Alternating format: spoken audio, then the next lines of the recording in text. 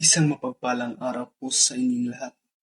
Sa bidyong ito, nais kong mag-alay ng isang taos-pusong pasasalamat at pagpupugay sa ating pambansang bayani, si Dr. Jose Rizal.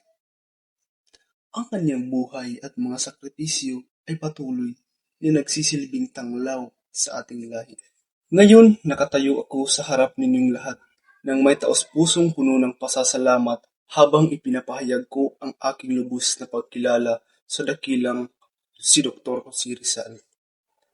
Ang kanyang hindi natitinag na dedikasyon at pagmamahal sa ating bayan ay nagsisilbing walang hanggang inspirasyon para sa ating lahat. Ang kanyang katapangan na magsalita lawan sa kawalang katarungan at kanyang talino sa pakikipaglaban para sa ating kalayaan ay mananatili magpakailanman sa ating mga puso.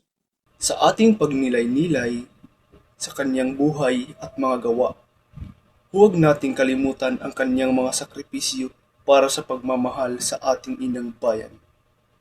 Sa pamamagitan ng kanyang mga isinulat ay makikita natin ang tunay na diwa ng pagiging Pilipino.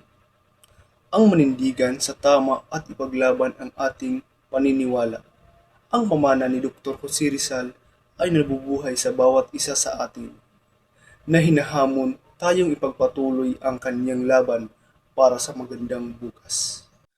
Sa lipunan ngayon kung saan namamayani pa rin ang kawalang katarungan at patuloy na hinahamon ang kalayaan, alalahanin natin ang mga aral na ibinahagi ni Rizal.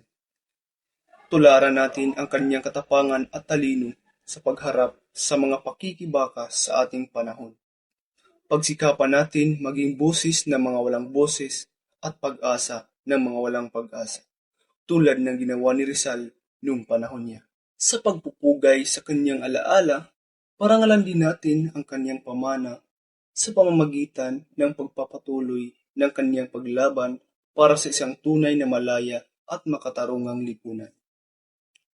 Dr. Jose Rizal, ang inyong impluwensya ay madarama magpakailanman sa puso ng bawat Pilipino. Salamat sa pagiging tanglaw ng liwanag sa ating madilim na panahon. Maraming salamat.